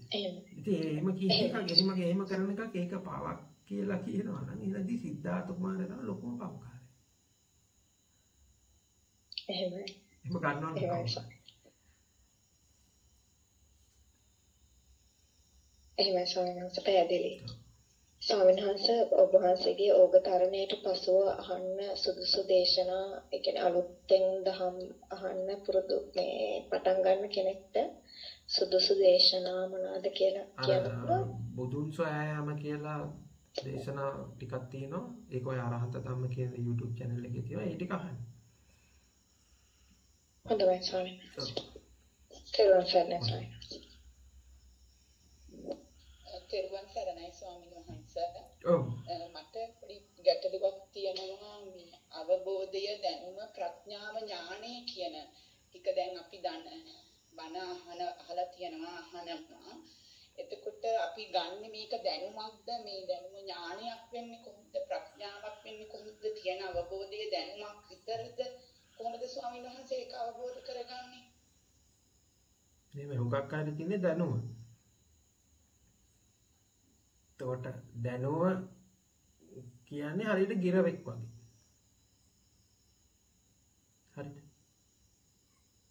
ගිරවෙක් වගේ ගත්ත එකක් තමයි දැනුමක් කියන්නේ. එතකොට ඒක ඥානයක් ප්‍රඥාවක් බවට පත් වෙන්නේ නම් ඒක විමසන්න ඕනේ. කියන්නේ දැනුම විමසන්න ඕනේ. කියන්නේ දැනුම දැන් මෙහෙම හිතන්න කවුරු දැන් මොකද මම ඕන පොඩි සරල උදාහරණයක් කියන්නම්කෝ. අම්මා කෙනෙක් දරුවෙකුට කියනවා ගින්දර අල්ලන්න එපා අත පිච්චෙයි කියලා. ඒක කිව්වම ළමයා ඒක පිළිගන්නවා. ඒක හැබැයි ළමයාට තියෙන එක දැනුමක් මිසක් ඥානයක් නෙමෙයි. ප්‍රඥාවක් නෙමෙයි එතන තියෙන්නේ. හරි? එතකොට දැන් මේ අපි හිතුවක්කාර ළමෙක් ඉන්නවා කියලා හිතමු. හිතුවක්කාර ළමෙක් කියලා හරි අම්මා කිව්වට කියලා එයා අල්ලනවා. එතකොට අර ගින්දර අල්ලනකොට අර එයා අත පිච්චෙනවනේ. අන්න එතකොට එයාට එන්නේ එතන එන්නේ විශ්වාසය. එහෙම නැත්නම් අම්මා කියපු හින්දා මම මේක පිළිගත්තා. හරි එහෙම අර මේ විමසීමක් නැතුව ගත්තු දැනුමක් නෙමෙයි දැන් තියෙන්නේ. දැන් උකට තියෙන ඥානයක්. පැහැදිලිද මම මේ කියන්නේ? එතකොට දැන් බොහෝ දෙනෙකුට මේ ධර්මයේ සම්බන්ධයෙන් විශේෂයෙන්ම තියෙන දැනුමක්. දැනුමක් කියන ආවල් පොතේ අරක තියෙනවා, මේ සූත්‍ර මෙහෙම එකක් තියෙනවා, අනිත්‍යයි කියලා තියෙනවා, දුකයි කියලා තියෙනවා, මෙහෙම එකක් තියෙනවා කියලා තියෙනවා. තියෙනවා කියලා දන්න ඒ උනාට එහෙම ඒක ප්‍රත්‍යක්ෂව දැකලා නැහැ ඔබ. එතකොට මේ ප්‍රත්‍යක්ෂව ඒක දැක්කොත් තමයි ඒක මේ ඥානයක් වෙන්නේ. ඥානයක් වෙන්නේ ඒ වගේම ප්‍රඥාවක් වෙන්නේ. දැන් මේක මෙහිම එකක් ගමුකෝ අපි දැන් ඔය සතර පෙර නිමිති දකින්නවා කියලා කියනවානේ. ඒ සතර පෙර නිමිති දකින්නකොට දැන් සාමාන්‍යයෙන් වැඩි හිටියෝ නම් ප්‍රශ්න කරන්නේ නැහැ. ළමයි අහනවා. එතකොට මේ සිද්ධාර්ථ කුමාරයා වයසට ගියයි දැක්කේ නැහැ. එතකොට තාත්තා ඔය දැක්කෙත් නැද්ද? පොදු ප්‍රශ්නයක් නේ ඉතින්. ඒ දැන් මේ මොන සතර පෙර නිමිති විදියට මහල්ලෙක් ලෙඩෙක් කොහොමද දකින්නේ? එතකොට දැන් මහල්ලා දැකලා නැද්ද? එතකොට දැන් දැක්කේ නැද්ද? එතකොට මේ කවුද මේ සුද්ධෝදන රහතුමා තමන්ගේ පියාව දැක්කේ නැද්ද? ඉතින් පියාත් මහල්ලෙක්නේ. එතකොට ඇත්තටම ඒක ඒකාර්ථකයෙන් එහෙම ගන්න පුළුවන්. අනිත් පැත්තට මේක එහෙම ගන්න පුළුවන්. දැන් කවුරු හරි කෙනෙක් හැමදාම මහල්ව දකිනවා. මහලු වෙනවා කියලා දන්නවා. ඒකට තියෙන දැනුම. එක තැනකද උඩ මහලු වීම කියන්නේ මොකක්ද කියලා උඩ තේරෙන්න ගන්නවා. අන්න මහලු වීම කියන එක මොකක්ද කියලා තේරුම් ගැනීම තමයි ඥානය කියන එක පහළ වෙන්නේ. තේරුණාද මම මේ කියන්නේ? එතකොට ප්‍රඥාව කියන්නේ ඇත්තටම ඥානයකට වඩා එහා ගිය එකක්. එතකොට ස්වාමීන් වහන්සේ දැන් අපි ධර්ම කරුණු දැනගෙන කියන දේ අපි දැනගන්නේ කොහොමද? අපිට තියෙන දැනුමද ප්‍රඥාවද කියන ඥානයද කියලා. එතකොට ඒ තුලින් දකින්න එකද ස්වාමීන් වහන්සේ? බොහෝ වෙලාවට ධර්මයේ කියලා ඔබට තියෙන දැනුම. ඒක නම් ඉතින් ආයි අමුතුවෙන් විශේෂයෙන්ම කියන්න දෙයක් නැහැ. සමහර වෙලාවට දැනුම නැති ඥානය තියෙන අය ඉන්නවා. දැන් සමහරට මෙහෙම ගන්නකො දැන් සමහරට ඔබට අසුරු කරන්න හම්බෙලා ඇති වෙනත් ඒ කියන්නේ බෞද්ධ නොවන කෙනෙක් ඉන්නවා අය අසුරු කරන්න හම්බෙන්නේ නැති ඒ අය ඔය කියන බෞද්ධ සංකල්ප දන්නේ නැහැ පොත්පත් කියවලත් නැහැ මොනවත් නැහැ. හැබැයි ඕන ජීවිතේදී බොහොම සැහැල්ලුවෙන් දකින්න. උන්ට බොහෝ ජීවිතාවබෝධයක් තියෙන කියලා ඔබට පේනවා. අන්න එතකොට ඕන්ට තියෙන දැනුම නැහැ හැබැයි ඥානය තියෙනවා. තේරෙනවද මම කියන්නේ හදන්නේ? එතකොට දැන් ඇත්තටම දැන් අපි මේ පොත්පත් වලින් හරි වෙන මේ බණ අහලා හරි ගන්න දැනුම. ඊට පස්සේ ඔබ ඇත්තටම ඥානය කියන එක මේ තේරුම් ගන්න නම් ඇත්තටම ඔබගේ ජීවිතේ පැත්තට හැරෙන්න ඕනේ. ඇත්තටම ඔබ කලබල වෙන්නේ නැහැ. පීඩාවටපත් වෙන්නේ නැහැ. ඔබ දුකටපත් වෙන්නේ නැහැ. හඬා වැටෙන්නේ නැහැ. ඒ වගේම ඔබට ආශාදේ දැනෙන්නේ නැහැ. ආශාව ගොඩ නැගින්නේ කියලා තමන්ගේම ජීවිතේ වෙන සිදුවීම් හරහා ඒවට ප්‍රතික්‍රියා කරන විදිය, මේ ප්‍රතික්‍රියාවල් හැදෙන විදිය. එතකොට දැන් දේවල් ඔබ හොඳයි නරකයි කියලා අරගන්නේ කොහොමද? දේව වටිනාකම් මේ ගොඩ නැගින්නේ කොහොමද? මෙන්න මේ ගැන ඔබ අවබෝධය බැලුවනම් ඒ ගැන ඔබ මේවා කරන්න. අන්න ඒක ඇතුළේ තමයි ධර්මයේ තියෙන්නේ ඇත්තට. නැත්තම් එන්නේ ඔබ නිකන් අර තියරි ටිකක් කටපාඩම් කරගත්තු තැනක විතරක් හිර වෙනවා.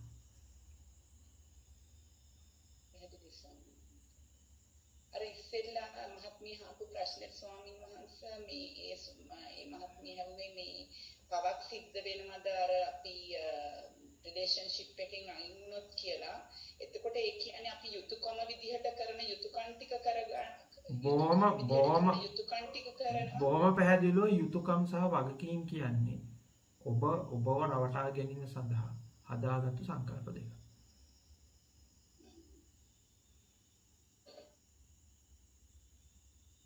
එතකොට මේ ගනුදෙනු කියලා හැදෙන්නේ කොහොමද ස්වාමීන් වහන්සේ? එතකොට ඉතින් ගනුදෙනුවක් කියන්නේ බිස්නස් එකක් නේ.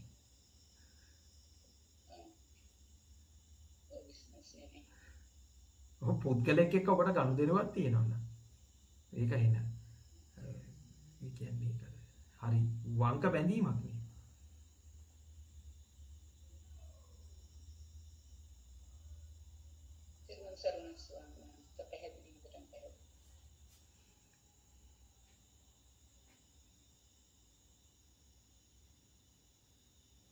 දෙරුවන් සරණයි ස්වාමීන් වහන්සේ.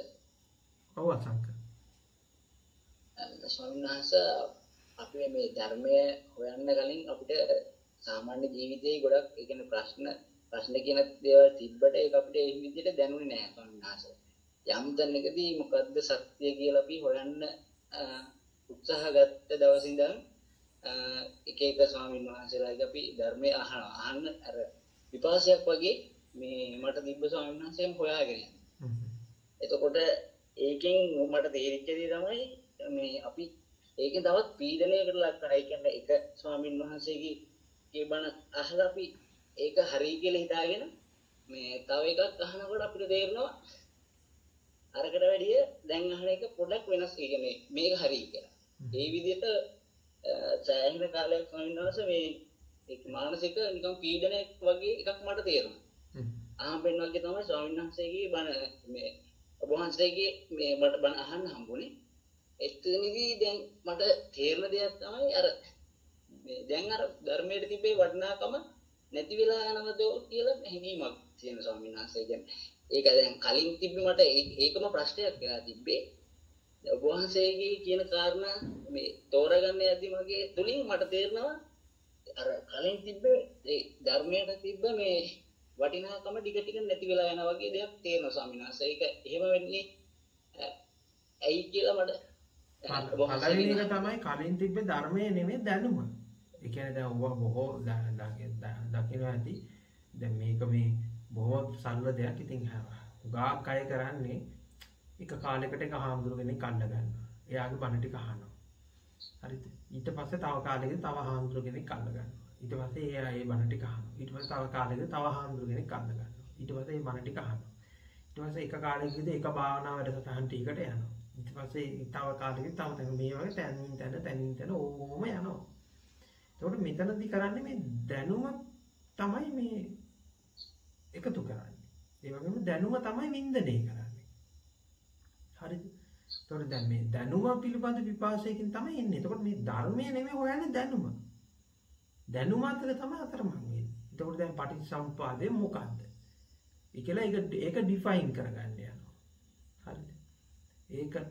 ඒක පැහැදිලි කරගන්න යනවා. ඊට පස්සේ ඒක අර්ථ දක්වා ගන්න යනවා. ඊට පස්සේ ඒක ගිහිල්ලා ආයි තව ඒ අර්ථ දැක්වීම ගැන මේ වෙන තවත් විදිහකට ආයි තව අර්ථ දැක්වීමක් කරගන්න යනවා. එතකොට මේවා මේ දැන ගැනීම කියන දැනුම කියන එක ඇතුලේ තමයි යන්නේ.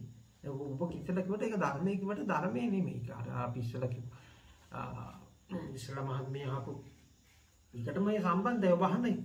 ඒතකොට එතන තියෙන දැනුම නිසා ඥානය නෙමෙයි. හරිද? ඒතකොට දැනුම කියන්නේ නිකන් අර ගොඩ කරගත්තු වට කරගත්තු හරි කරදරයක් ඒක. ඇත්තටම කොහොද ඒක වෙන වාදයක්. අයි දැන් මේකේ මේ තාම පැහැදිලි නෑ වගේ එකක් තමයි තියෙන්නේ. දැන් පටිච්චසමුප්පාදේ ඔන්න හරි. දැන් මොකක්ද?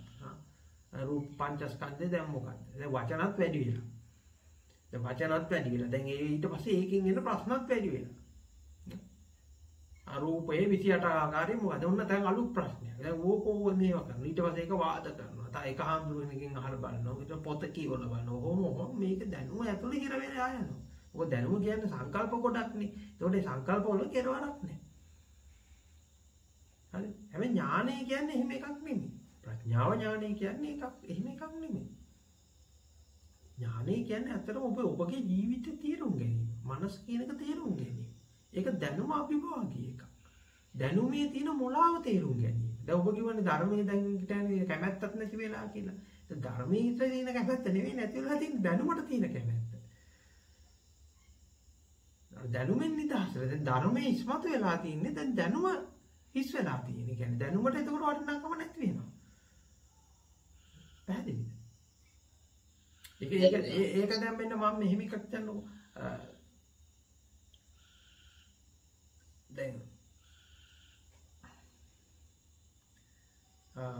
දැන් මෙහෙම ගන්නකො.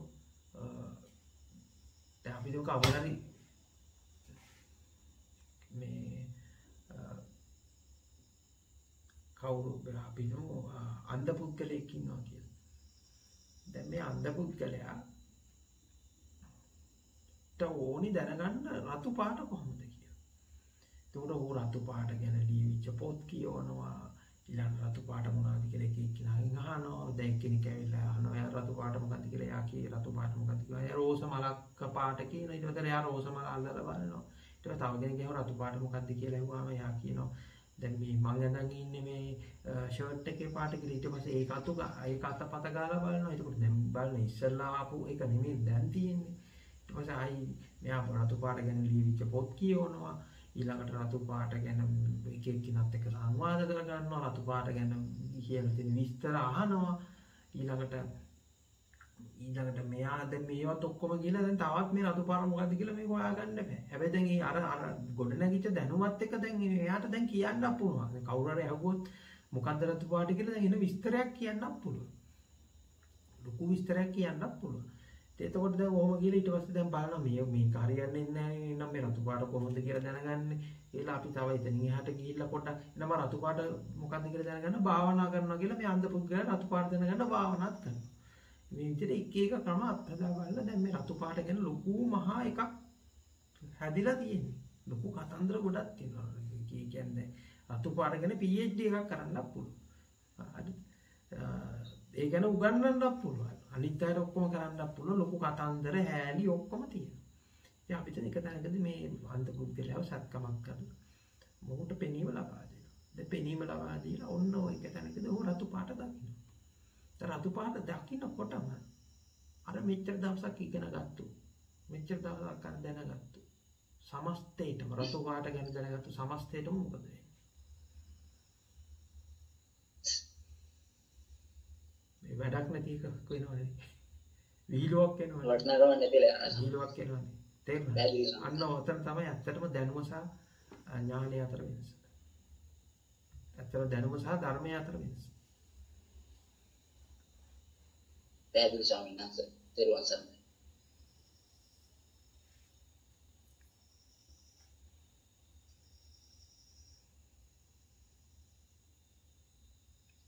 තව ප්‍රශ්න තියෙනවද? ස්වාමීන් වහන්සේ මේ අහනවාද? ඔව් චරිත කියන්න. ස්වාමීන් වහන්සේ මේ අපි හැමතිස්සෙම කරුණු කරන්නේ අපි ඒ හදාගත්ත දෙයක් එක්කද? උදාහරණයක් විදිහට මම කාත් එක්ක හරි කතා කරනවා නම් ඒ කෙනාගෙන මම උල්වේ හදාගත්ත සංකල්පයක් එක්කද කරුණු කරන්නේ. හිතෙන් දෙන්න ගන්නේ බොහොම ඉස්සර සරලව බලන්නකො. සරලව බලනකොට හැම බොහෝ අතිශය දාපුව එක දවසක් ගමුකෝ. ඒ දවසේ බහුතරයක් වෙලාවක මේ කියන්නේ ලොකු වෙලාවක ඔබ ඉන්නේ ඔබගේ මනසම හදපු ලෝකයක් ඇතුළේද ඉන්නේ. වැඩි වෙලාව. ඒකවල ඔබට තේරෙනවනේ. ඔව් ඒ කියන්නේ අපි දවසේ අපි නිකන් සල්ලව ගත්තොත් ඔබ ඇහැල්ලා ඉන්න පැය 16ක් කියලා. ඒක හරියට බැලුවොත් ඔබ පැය 15යි විනාඩි 50ක් විතර ඔබ ඉන්නේ මනසම හදපු කතාවක හිර වෙලා. ඒ කියන්නේ ඒක ඇතුළේ ඉන්නේ. ඊට පස්සේ දැන් ඔබ අනිත් ඒවාත් එක්ක ගනුදෙනු කරනවා කියලා අපි හිතමුකෝ. තව පුද්ගලෙක් එක්ක හරි. එතකොට මේ පුද්ගලෙක් එක්ක ගනුදෙනු කරනකොටත් එතනදිත් වෙන්නේ ඔබ ගත්ත පූර්ව නිගමනයක් තියෙන. ඒක ඔබ දකින දෘෂ්ටියක් තියෙනවා. හරි. එතකොට ඔබගේ කෝණය තුල මවාගත්තු මේ පුද්ගලයා මෙහෙම කෙනෙක් වෙන්න ඇති. මම මෙහෙම කිව්වොත් මෙහෙම උත්තර දෙයි. මෙහෙම වුණොත් මෙහෙම වෙයි කියලා අර මවාගත්තු කතාවෙන් තමයි ඒ ගනුදෙනුවත් වෙන්නේ. එතකොට ඊටු ටික මොකද්ද කියලා බලුවොත් ඊටු ටිකත් හරියට බලුවොත් හරියට ඒ වගේ එකක් තමයි අත්‍තරම එතන තියෙන්නේ. ඉස්සෙල්ලා මේක දැනගෙන ඉන්න.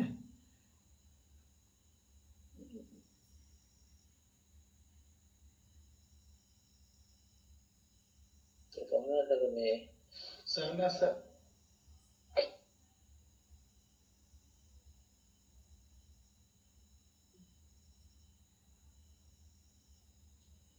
සන්නස අවසරයි මම කතා කරන්නේ.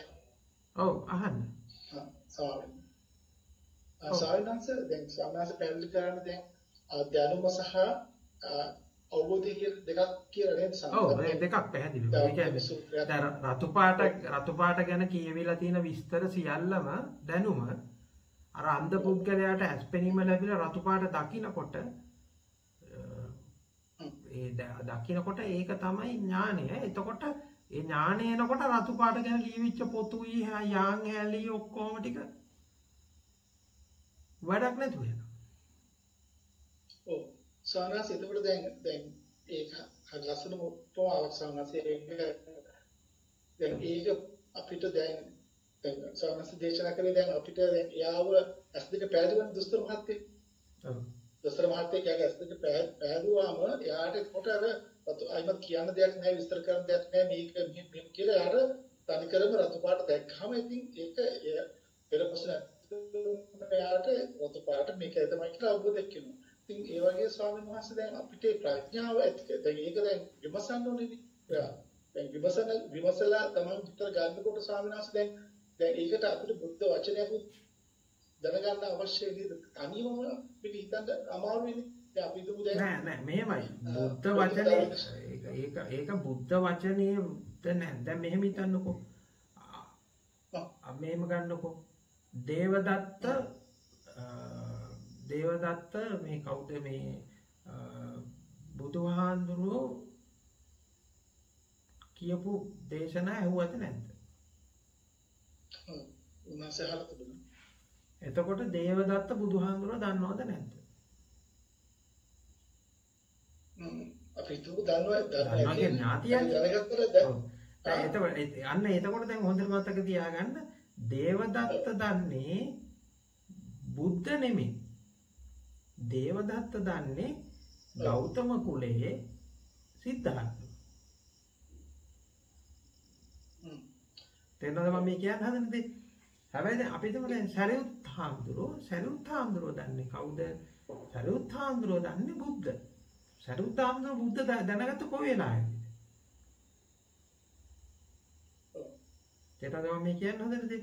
එතකොට දැන් ඒ වෙනස මොකද්ද? වෙනස තමයි දැන් අපි කතා කරන ඔය ධර්මය ඇතුළේ කතා කරනෝනේ පොටිල ගැන තුච්ච පොටිල කියලා කියන්නේ. ඔක්කොම කියපු ඒවත් දන්නවා. කියපු ඒවා තැන් වල කියන්නත් පුළුවන්. මේක බුදුහාමුදුරුවෝ කිව්වා කියලාත් කියනවා. හරිද? බුදුහාමුදුරුවෝ කිව්වා කියලාත් කියනවා. එතකොට හැබැයි ඒ තුච්චයිනේ. තේරුණාද? එතකොට ඇත්තටම දැන් තව කෙනෙක් වෙන්න පුළුවන් මේ මොකක්ද දැන් බුදුහාමුදුරුවෝ කියලා තියෙන බණේ. එයාට ඒක කියා ගන්න තේරෙන්නේ නැහැ. මම දන්නේ ඇත්තට. මම දන්නේ මෙහෙම එක මොනවද දන්නේ. එහෙම කියා ගන්න තේරෙන්නේ නැහැ. හැබැයි අර අවබෝධය තියෙන. ඒකට ඇත්තටම අවබෝධය කියන්නේ දැන් මම ඔබතුමාගේ මෙහෙම ටිකක් බොහොම මෙහෙම දරුණු ප්‍රශ්නයක් අහන්න. බුදුහාමුදුරු බුදු වෙලාද නැද්ද කියලා ඔබතුමාට කියන්න පුළුවන්. බුදු වෙලාද නැද්ද? ඒකම දන්නේ නැහැ. ඒකදී මෙහෙම දැන් බුදුජාන විශ්වවිද්‍යාලය දේශනා කළා තියෙනවා එතකොට ඔය අපිට දැන් ඕවා බුදුහාඳුරම දේශනා කරාද නැද්ද කියලා ඔබතුමාට කියන්න පුළුවන්. ඒක හරි සාමාන්‍ය. ඒක ඉතින් එහෙම පස්සට ගියොත් නම් සෑහෙන වලක වැටෙනවා. නෑ වලක වැටෙනවා නෙමෙයි. වලක වෙටින්නේ නෑ ඔබ. අන්න ඔතනින් තමයි ඇත්තටම බෞද්ධකම සහ බුද්ධ ඉස්මතු වෙන තැන. ඇත්තටම බෞද්ධකම හිත බුද්ධ කියලා කියන්නේ විස්ඩම් එකටනේ. එහෙම නැත්නම් බුද්ධ කියන්නේ මේ ප්‍රඥාවටනේ. අතන බුද්ධ කියන වචනේ පාවිච්චි කරන්නේ පුද්ගලයෙකුට පාවිච්චි කරන වචනයක් නෙමෙයි. බුද්ධ කියන්නේ ප්‍රඥාවට. ඒ කියන්නේ අපි තුන් ප්‍රඥාවන්ත මිනිස්සේ දෙයක් බාරගන්නේ විමසලද නැද්ද? විමසන්න ඕනේ. දැන් අපි බුද්ධ වචනේ කියලා මෙහෙම තියෙනවා පොතක. එහෙම තියලා හරි එහෙනම් මම මේක පොතෙත් තිබුණා. ඒක හරි හොඳයි පොතකත් තිබුණා. මේක බුදුහාමුදුරුවෝ කියන්න ඇති. ඒ වගේම අනිත් හාමුදුරුවෝත් කියනවා. දැක්කහමත් ලස්සනයි. හිතේ හිතේ තරක කළා ගත්තහමත් ඒක හොඳයි. ඔය කාලාම සූත්‍රයේ තියෙනවා වාදිත. දැන් අපි මේක තරක කරලා බැලුවම හිතට දාලා තරක කරලා බැලුවම ඒකට මේක නිකන් ගැලපෙනවා වගේ. එහෙම පිළිගත්තොත් ඔබ අමාරු වෙනවා. එහෙම නැතුව ඔබ මේක විමසන්න ඕනේ. ඒ කියන්නේ ඒ කියන කාරණේ ප්‍රතික්ෂේප දැන් මේක පොත්වල ලියවිච්ච ඒවා මේ ඇත්තද බොරුද දන්නේ නැහැ. බුදුහාමුදුරුවෝ කියලා කෙනෙක් හිටියද නැද්ද දන්නේ නැහැ. ඇත්තටම බුද්ධ මේවා මේක වෙන කෙනෙක් ලියපු පොතක්ද දන්නේ නැහැ.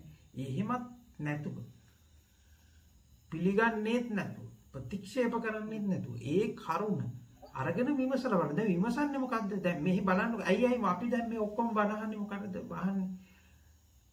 අර දැන් අපි කියන්නේ මොකද්ද? ශෝක පරිදේව, දුක්ඛ දෝමනස්, උපායාස.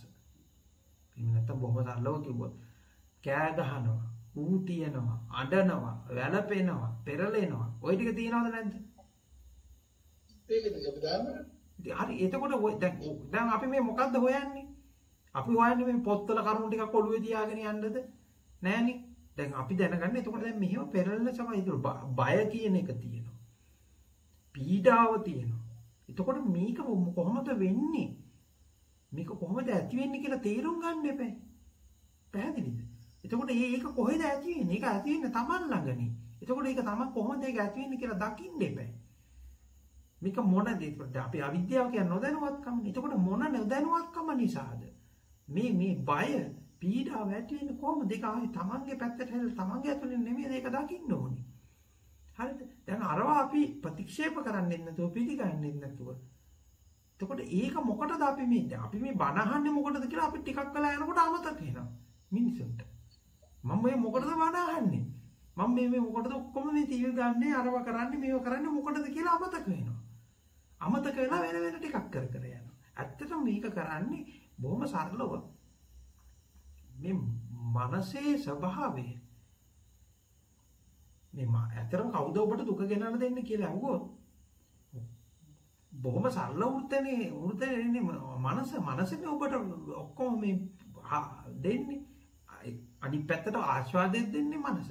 ඒ වගේම මේ පැත්තට මේ සතුට දෙන්නේ මනස. අනිත් පැත්තට මේකේ අඬවන එක, දුකටපත් කරන එක, පෙරලන එක, බය හිතවන එක ඔක්කොම කරන්නේ මනසනේ. එතකොට ඉතින් මේ මනස ගැන නොදන්න හින්දානේ මේ ඔක්කොම අවුලගේ ගැටලුව තියෙන්නේ.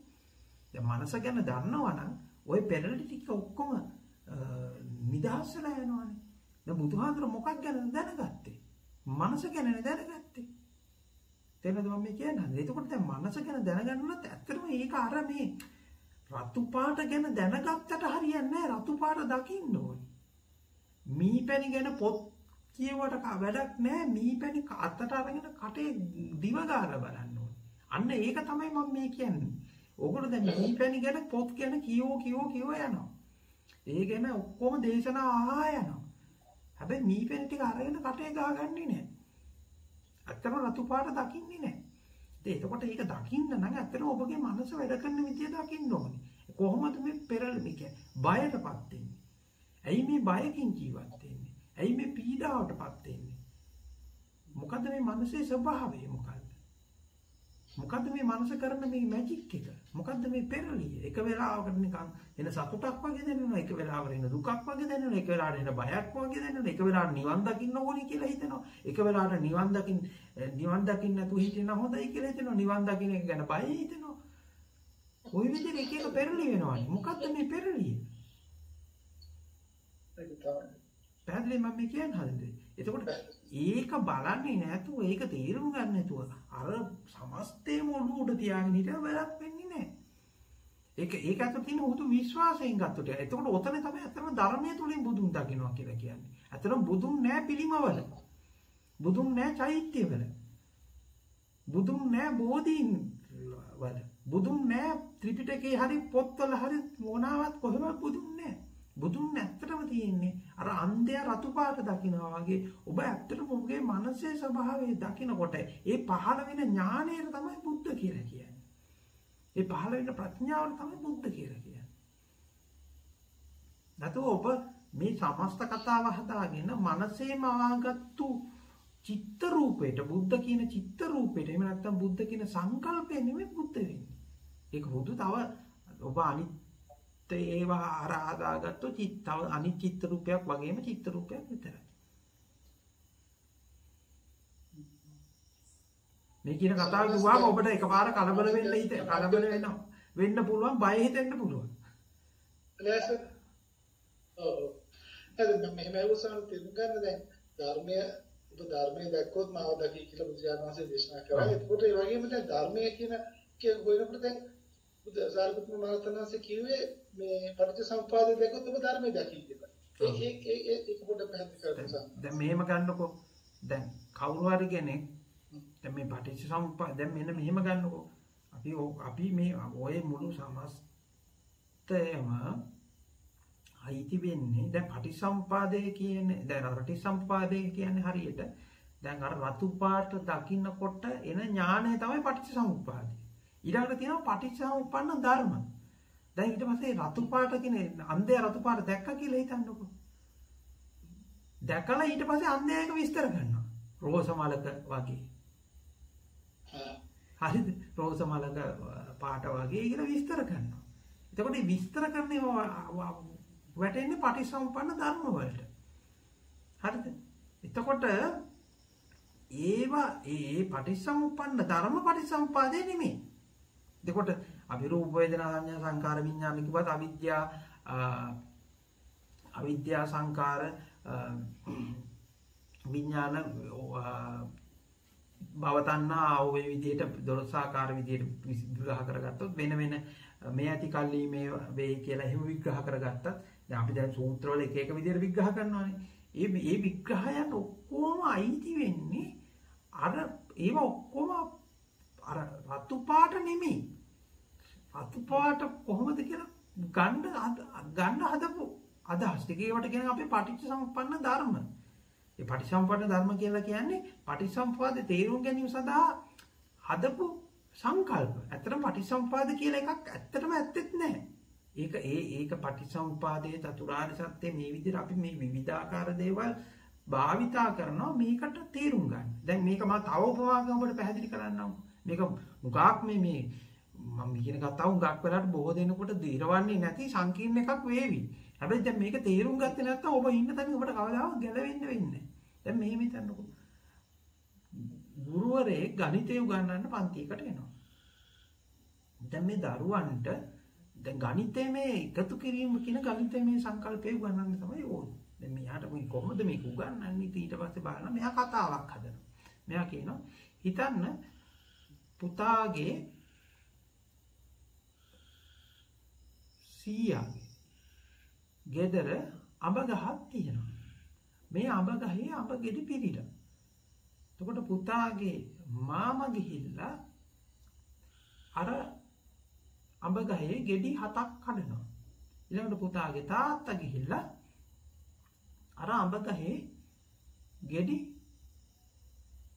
6ක් කඩනවා. දැන් අඹ ගෙඩි කීයක් තියෙනවද කියලා අහනවා. දැන් මේක අහුවාම එක ළමෙක් කියනවා එතකොට මට 100 කෙනෙක් නැහැ නේ කියලා කියනවා. තව ළමෙක් කියනවා මට 100 කෙනෙක් ඉන්නවා 100ගේ ගෙදර අඹ ගහක් නැහැ නේ කියලා. තව කෙනෙක් කියනවා මට 100 කෙනෙකුත් ඉන්නවා. මේ 100ක් ගෙදර අඹ ගහකුත් තියෙනවා. හැබැයි අඹ ගහේ මේ දවස්වල ගෙඩි නැහැ නේ කියලා. හරි. එහෙනම් මම කියන්නේ. එතකොට තව කෙනෙක් අහන ඔය අඹ ගහ මට මේ මොනවාද ඩිෆයින් කරලා දෙන්න. කාර්ත කොලම්බන්ද විලාද්ද ටොම් ජේසීද මොකද්ද කියලා මට ඩිෆයින් කරලා මේක උස එකක්ද අවුරුදු කීයද ඔහොම කියලා. ඇත්තටම මේ ඔක්කොම වැඩක් නැහැ නේද? 100 කෙනෙක් හිටියද මේ අඹද පොස්ද දෙල්ද පොල්ද බාප්පද අඹ කැවියේ බාප්පද නැන්දද මොනවාද ඒ ඔක්කොම වැදගත්කමක් නැහැ. ඇත්තටම මේ ඔක්කොම මේ ගණිතමේ ගුරුවරේ ඔක්කොම කතන්දරේම හැදුවේ අර එකතු කිරීමේ කියන සංකල්පය තේරුම් ගන්න තමයි අර ඔක්කොම හැදුවේ. දැන් කවුරු හරි මෝඩ ළමයි අර කතන්දරය ඇතුලේ අතරමං වෙන්න පුළුවන්. 100ගේ ගෙදර 100ක් ගෙදර ගිහින් නැත්නම් 100ක් ගෙදර ගිහින් අඹ ගහක් තියෙනවද කියලා හොයන්නත් යන්නත් පුළුවන්. අඹ ගහේ වයස දිග පළල හොයන්න යන්නත් පුළුවන්. එතකොට දැන් මේ පටිච්චසමුප්පාදය චතුරාර්ය සත්‍ය මේ සූත්‍ර අරවද මේවද මේ කියලා තියෙන සමස්ත කතාවම ඇත්තටම අයිති වෙන්නේ අර ඔය අඹ ගස් සීයලා ඒ කඩපු අඹ ඊළඟට ඒක අඹ කඩන්න ගිය මහප්පා බාප්පා ඕවට තමයි අයිති වෙන්නේ. එතකොට මේක නෙමෙයි මේ කියන්න හදන්නේ. අර ඇත්තටම අර එකතු කිරීමේ සංකල්පය කියන උගන්වනවා වගේ. ඇත්තටම පරිසම්පාද කියන්නේ ඔය එකක්වත් නෙමෙයි. ඇත්තටම මේ ඔබගේ මනසේ ස්වභාවය දැකලා ඒක තීරුම් ගැනීම තමයි වෙන්නේ. එතකොට ඒක තීරුම් ගන්න දැන් මේක තල්ලු කරන්න එපා. තල්ලු කරන්න හින්දා එක එක විදිහට එක එක තැන් වලදී එක එක කතා ගොතලා කියනවා. දැන් අචේල කස්සපට එක විදිහක කතාවක් හදලා කියනවා. අචේල කස්සප සූත්‍රය මම කියන්නේ ඊළඟට තවත් සූත්‍රයක තවත් විදිහකට කතාවක් හදලා කියනවා. හරිද? ඉතින් එක තැන් දැන් මමත් මේ දැන් කතා ටිකක් හදලා කිව්වා. මේ කතා ටික හදලා කියන්නේ එතනින් එහාට ගිහලා මේ තේරුම් ගන්න තමයි. දැන් හිතන්න මම ඔබට කියන්න හදපුවේ තේරෙන්නේ නැති. මම කියන්න හදපුවේ. තේරෙනවා සාමාන්‍යයෙන් මුද උපමාව කියලා. සාමාන්‍යයෙන් ඕක නිසා මම කියන්නේ ධර්මයේ තියෙන ධර්මයේ පෞරාක් වශයෙන් ගන්න ඉදිරියේ ඉස්සරහයි මොනවාද පස්සේ පෞරාක් ඔව් නැත්තම් පෞර කියන්නේ දැන් කවුරු හරි කෙනෙක් එතකොට එහෙනම් අර කලින් කිව්ව උපමාව වගේ එහෙනම් ඒ අඹ ගහ විලාත් ගහද්ද ඒ අඹ ගහ කාර්ත කොළඹන් ගහද්ද ඒක කොච්චර උසද ඒක පළලද කියලා ඔහොම හොයන්න ගියොත් මොකද වෙන්නේ? අන්න සර්පයා ධර්මයේ වැරදි පැත්තෙන් අල්ලගත්තා වගේ සර්පයා වැරදි පැත්තෙන් අල්ලගත්තා වගේ වැඩක් වෙනවා. ඊට පස්සේ ගැලවෙන්න ගිය මගම විනාශයක් බවට පත් වෙනවා. හරි. එතකොට දැන් අරක තේරුම් ගත්තට පස්සේ අර කතාව අදාළ නැහැනේ. අඹ ගස් ගැනද දිවුල් ගස්ද මේවා ඒවා අදාළ නැහැ. එතකොට වෙන තැනින් හරි කියන්න පුළුවන්. දැන් අපි දෙමු එකතු කිරීමේ සංකල්පය ඉගෙනගත් තේරුම් ගත්ත කෙනාට වෙන එකක් හරි හදන්න පුළුවන්. වෙන හරි කතාවක් හරි හදලා කියන්න පුළුවන්. දැන් මේ මම ඔබට කියනවා වගේ. ඕන තැනකින් ඕන උපමාවක් අරගෙන ඕන දෙයක් හදලා මට ඔබට කියන්න පුළුවන්. මොකද මම කියන්න හදන එක මම කියන්න හදනකොට මට ඉතින් දෙවුල් ගස් ගන්නත් පුළුවන්, අඹ ගස් ගන්නත් පුළුවන්, සීයල ගැන කතා කරන්නත් පුළුවන්, වෙන ඒවා ගැන කතා කරන්නත් පුළුවන්. ඒක අර මේ කියන්න හදන්නේ අත්‍තරම අර මේ මොකද්ද මේ අවබෝධය කියන්නේ මොකද්ද ඥානය මොකද්ද කියන එක තමයි. ඒක තමයි සානස් දෙන්නද දැන් බලනකොට දැන් ධර්මය හදාන්නම තියෙනවා කියන ඥාන දැන් මෙහිම බලන දැන් උද්‍යවේ ඥානයි කියලා තියෙනවා දැන් සමුදය බලන්න සමුදය ඒ කියන්නේ බුද්ධ වචනේ ප්‍රථම ධර්ම දේශනාව කියන්නේ යම් කිසි සමුදය ධම්ම සම්පත්ත නිරෝධම්. ඒක අපි ඉතින් විද දේශක මහසලා කියන විදිහට හොයලා බලන්න උත්සාහ කරනවා බලන නමුත් දැන් ඉතින් ඔය දැන් ඕගොල්ලන්ටනේ ඔය ත්‍රිපිටකයේ තියෙන්නේ. දැන් ඔය සෝනීතර සෝපාකට ත්‍රිපිටකයේ තිබ්බද? නැහැ. YouTube තිබ්බද? ඒක තමයි. මේ සරල වචන දෙක තුනක් කියනකොට තේරුම් ගන්න පුළුවන් වෙච්ච එක දැන් අර ඔක්කොම ඔළුවට දාගත්තාම කොච්චර බරක්ද?